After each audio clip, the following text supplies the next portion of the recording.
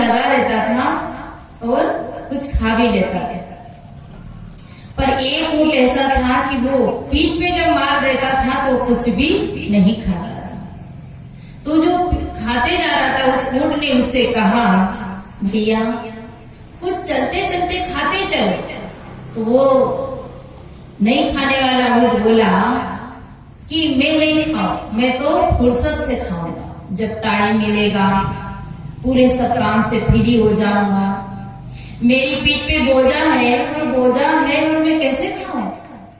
उसने कहा, मैं भी तो बोझा तो मेरी पीठ पे भी है, पर मैं चलते चलते कुछ खा रहा हूं कि ताकि मेरे शरीर में ताकत बनी रहे। तू भी खाता चल। कि नहीं, मैं जब खाऊंगा कि मेरा मालिक मुझे खूंटी से बांधेगा और पीठ का माल उतारेगा, फिर मैं बैठ जाऊंगा। जब मैं बैठ के आराम कर लूंगा तब मेरा मालिक घास डालेगा और पेहरा डालेगा, तब मैं बैठकर खाऊंगा। उस ऊंट ने कहा, कोई जरूरी है कि तेरा मालिक तुझे पीठ से माल उतारते ही खूंटे से बांध देगा और तू फ्री हो जाएगा? कोई जरूरी नहीं। दूसरा आदेश आ गया, दूसरा ऑर्डर आ गया तो फिर वहां जाना पड़ेगा। वो कुछ भी हो पर मैं नहीं खाऊं। संयोग की बात थी, दोनों ही ऊंट जाते हैं और जैसे ही इधर के मालिक का माल लेकर उधर जाते हैं, उधर वाला माल उतार लेता है और माल उतार करके खूंटी से बांध देता है।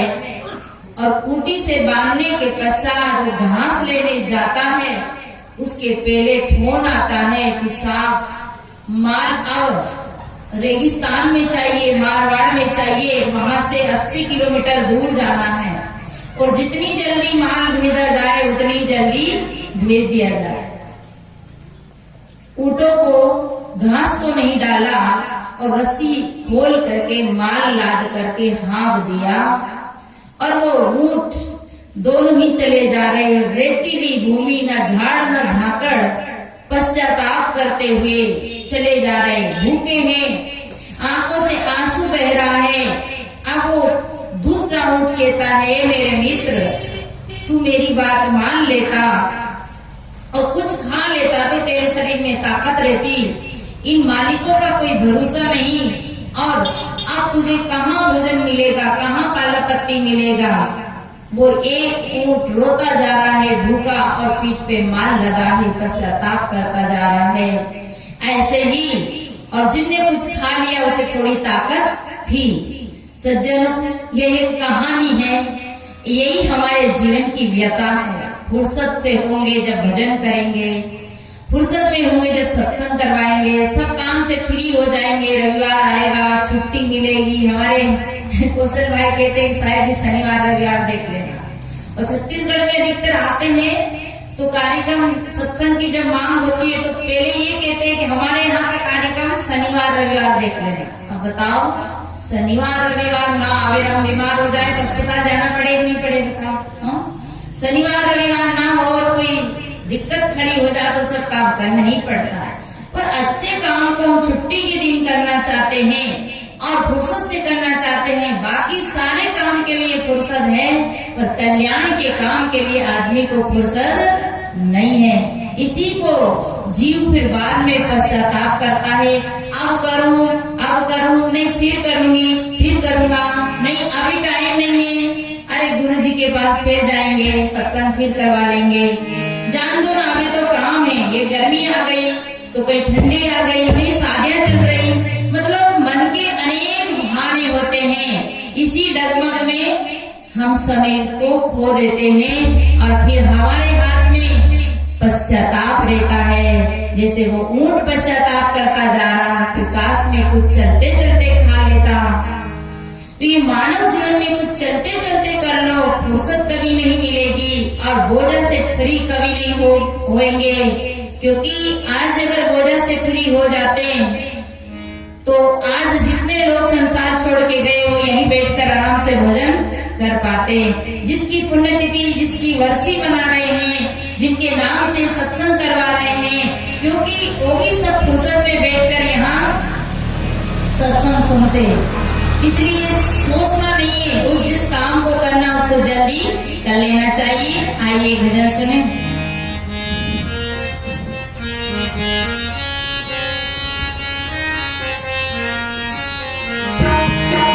से कर मेल गवारा, क्या सोचत बारंबारा। गुरु से कर मेल गवारा, क्या सोचत बारंबारा।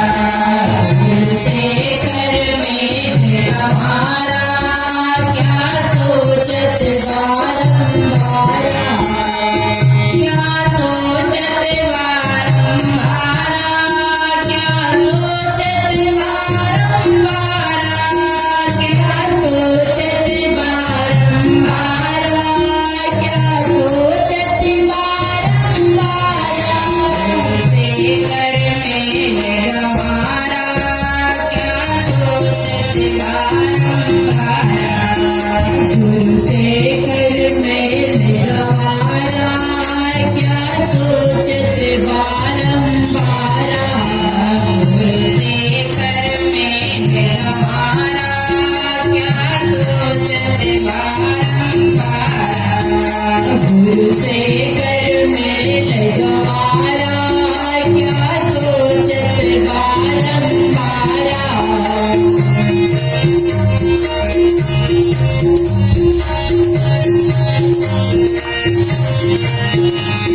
जब पार उतरना चाहिए, तब केवट से मिल रहिए। जब पार उतरना चाहिए, तब केवट से मिल रहिए। जब पार उतरना चाहिए, तब केवट से मिल रहिए। करना चाहिए तब केवट से मिल रहिए। जब पार उतरना चाहिए, तब केवट से मिल रहिए। जब उतर जाए भव पारा, तब छूटे संसारा। जब उतर जाए भव पारा, तब छूटे या संसारा। गुरु से कर मेल गवारा, क्या सोचत बारंबारा। गुरु से कर मेल गवारा, क्या सोचत बारंबारा।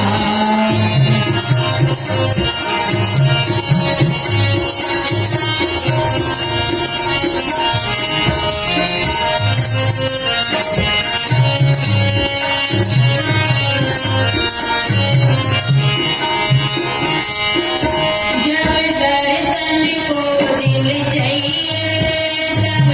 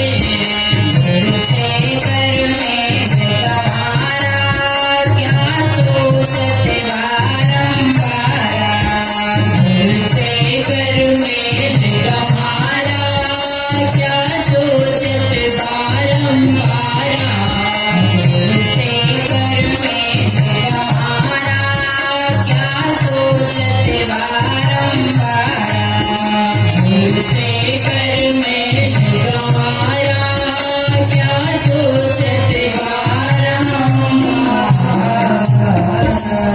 प्रेम से बोले सदगुरुदेव की जय। तुम 10 बार सोचते हैं, अच्छा काम के लिए 10 बार विचार करते हैं कि करे कि नहीं करे, और बुरे काम के लिए कभी विचार ही नहीं करते हैं। क्या सोचत बारंबारा, गुरु से कर मेल गवारा, क्या सोचत बारंबारा। जब पार उतरना चाहिए तो केवट से मिल रही है। नदी से पार जाना है तो केवट की जरूरत पड़ेगी ही पड़ेगी, क्योंकि नदी है और नदी का जो पानी बहुत गहरा है, दूर लंबी नदी है, और उसे पार करना है तो केवट से मिलना पड़ेगा। नाव क्यों चाहिए, केवट क्यों चाहिए? क्योंकि नदी पार जाना है। ऐसे ही जीवन में सदगुरु क्यों चाहिए? जीवन की नैया को पार लगाने के लिए। तो गुरु से कर मेल गवारा, क्या सोचत बारंबार। जब दर्शन को दिल चाहिए तो दर्पण मांजत रहिए। जब मन में आवे कि हमें दर्शन करना है, तो दर्शन का मन में विचार आए तो दर्पण को साफ रखें। दर्पण सबको देखना चाहिए, चेहरा सबको देखना चाहिए।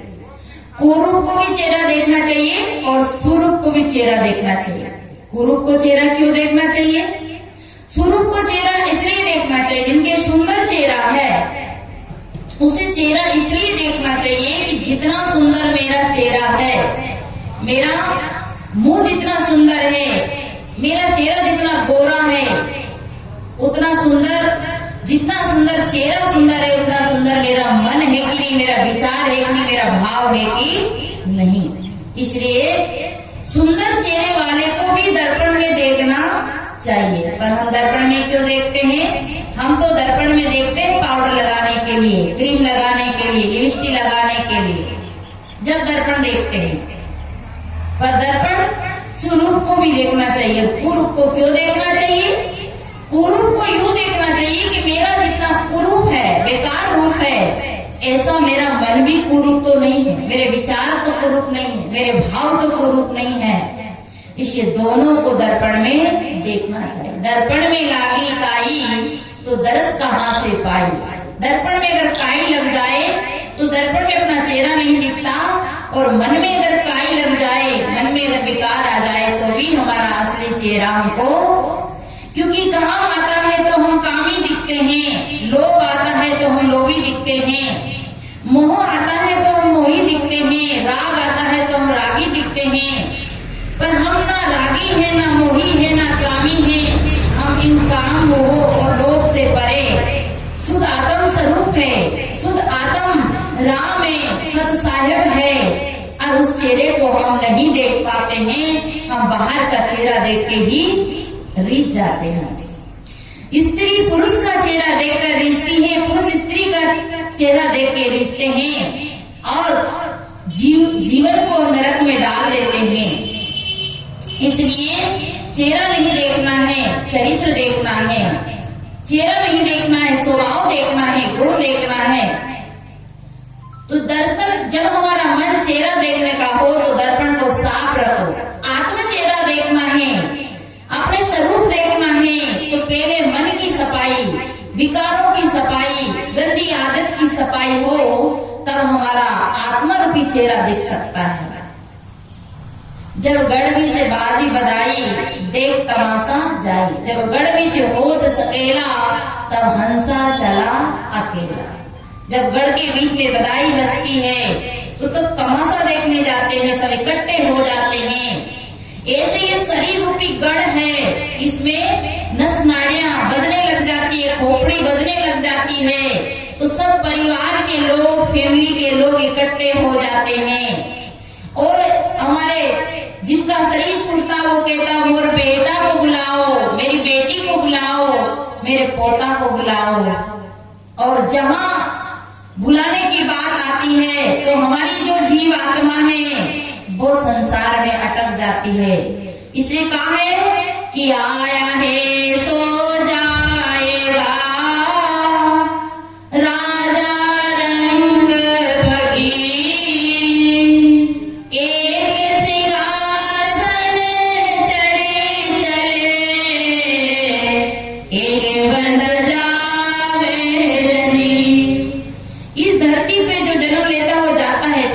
कैसे जाता है? सिंहासन पे बैठ के। अच्छा ऊंचा हाथ करो, सिंहासन पे बैठ के कितने लोगों को जाना है? संसार से जाएंगे तो सिंहासन पे कौन बैठना चाहता है? अभी तो लोगों को जाना ही नहीं है, अभी ने जाने की फुर्सत नहीं, अभी तो ये फुर्सत होगी जब जाएंगे। कोई बात नहीं, जाना नहीं है, परंतु जान तो लेना है कि एक जाता है तो सिंहासन पे जाता है। साहब ने ये साकी बोली तो कहीं ना कहीं जिसमें राज छुपा होगा। और एक सिंहासन चढ़ चले, एक बंगा जात जंजीर।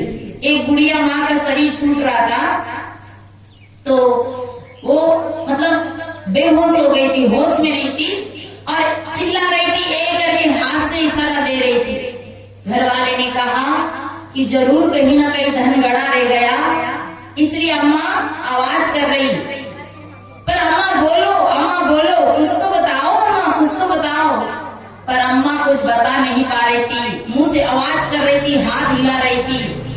तो उन्होंने कहा कि कुछ बोलो अम्मा, तो बोल नहीं पा रही थी। घर वाले ने कहा जरूर अम्मा ने कहीं ना कहीं धन गाड़ रखा पर बता नहीं पा रही, तो डॉक्टर साहब को बुलाओ।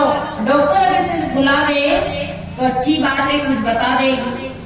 डॉक्टर को बुलाया कि डॉक्टर साहब हमारी अम्मा चिल्ला रही है, मृत्यु की सैया पे पड़ी है, अंतिम समय है और ये कुछ कहना चाहती है, कृपया इन्हें बुला दो। डॉक्टर ने कहा है बोल नहीं सकती और बोलेगी तो 20,000 रुपया का इंजेक्शन, एक ही इंजेक्शन लगेगा। उन्होंने कहा कि 20,000 रुपया का इंजेक्शन लगे तो लगे पर बोल तो ले। अरे 20,000 का इंजेक्शन लगकर बोल लेगी तो कम से कम लाख 2 लाख का कहीं बता जाए धन। तो बुलाए, डॉक्टर ने कहा 20,000 रुपये जमा करो। 20,000 जमा कर दिया। जैसे ही सुई लगाई तो अम्मा बोल उठी, बड़ा बेटा कहाँ है? बोले मैं यही हूँ अम्मा। छोटा कहाँ है? मैं पेड़ की तरफ खड़ा हूँ अम्मा। बहू कहाँ है? मंजरा कहाँ है? बेटियां कहाँ है? बोले हम सब यही खड़े हैं माँ। बोल माँ, तू क्या कहना चाह रही थी? कोई चीज भूल रही क्या? चाबी भूल रही क्या? बोल अम्मा बोल। अम्मा बोली, सबके क्या आशा लग रही थी कि कुछ धन बताएगी, कुछ संपत्ति बताएगी। कहे तुम लोग सब यही बैठे हो मेरे पास में, तो सब मूर्ख लोग तुम यही इकट्ठे हो रहे, देख नहीं रहे कि वो भैंस का बच्चा झाड़ू को खा रहा है, मगर तुम्हारा ध्यान नहीं है। बुढ़िया का ध्यान कहाँ था? झाड़ू खा रहा था बछड़ा, भैंस का बच्चा झाड़ू खा रहा है। तुम लोग सब यही इकट्ठे, वो पूरा झाड़ू खा गए। बताओ, इसी बात को कवि साहब ने कहा कि माया मरी ना मन मरा, मर मर जावे शरीर, आर्द्र तृष्णा ना मरी, कह गए साब कबीर। माया नहीं मरती, मन नहीं मरता, मर मर जाता शरीर, और आशा तृष्णा अड़ी रही, के गए साब कबीर। मतलब हमारी आशा जहाँ रहती है वहीं हम फिर आ जाते हैं। अच्छा बताओ, आप लोगों की, आप सबके मन में ये विचार है कि नहीं कि छत्तीसगढ़ बहुत अच्छा देश है कि नहीं? ये विचार मन में है ना? हमारा गांव बहुत अच्छा है, जरोद गांव बहुत अच्छा है। और एक मैं निवेदन करूं, आप सबसे पूछूं कि आप सब कहाँ जन्म लेना चाहते हैं? अगर शरीर छूट जाए तो हम विचार करें हम कहाँ जन्म लेना चाहते हैं? यहीं कि स्वर्ग जाना चाहते हैं?